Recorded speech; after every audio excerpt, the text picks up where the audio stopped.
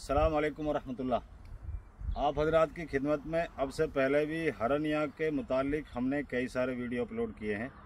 तो एक नुस्खा आपको और बताना चाहते हैं, इसको भी आप आजमाएं और इससे भी आप फ़ायदा उठाएं।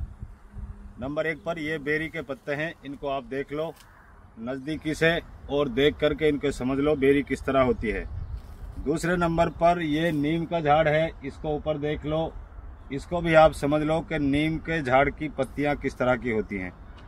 अब इन दो पत्तियों से आपने हरनिया का मुकम्मल इलाज करना है। इसको आप समझ लो कि इसे किस तरतीब से करना है। तो इसकी 10 से 15 पत्तियां आपको लेनी हैं और इन पत्तियों को आपने मिक्स कर इनका एक पेस्ट बनाना है। और पेस्ट का मतलब इसको आप एक तरीके से एक चटनी भी कह सकते हो। तो इस चटनी को आपने मिलाकर पीसना है। पीस करके इसके अंदर चुटकी भर आप सेंधा नमक इस्तेमाल करेंगे और सुबह खाली पेट इस चटनी को आपने धीरे धीरे उंगली की मदद से चाटना शुरू कर देना है। जब आप इसको चाटेंगे तो आपको हल्का सा कड़वापन महसूस होगा। तो इस कड़वेपन को आपने बर्दाश्त करना है, क्योंकि वो हरनिया जो आपकी नाभि के नीचे नसें फूल जाती हैं या आपको हाइड्रोसिल हो जाता है, आपके नीचे लटके हुए स्थानों पर जगह पर पानी भर जाता है, तो वो सोलिन भी आप इसकी मदद से ठीक कर सकते हो।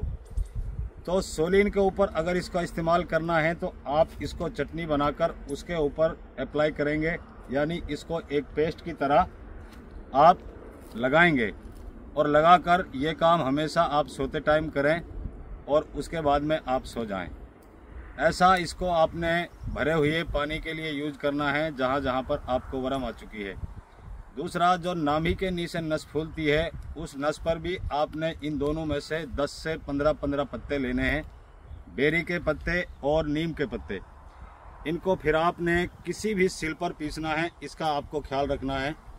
सिल पर पीसने के बाद में इसका एक पेस्ट बन जाएगा और उस पेस्ट को आप उस फूली हुई नस के ऊपर लगा देंगे और ये काम आप सोते टाइम करेंगे।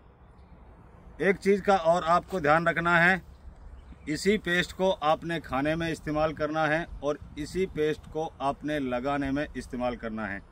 तो खाने के लिए भी आपको मिकदार 10-10 से 15 पत्तियां लेनी है। इनकी चटनी बनाकर आपने सुबह खाली पेट उंगली की मदद से इसको धीरे धीरे कम से कम 2 से 3 मिनट के अंदर चाट लेना है और चाट करके आपको 1 से 1.5 घंटे तक कुछ भी नहीं खाना है।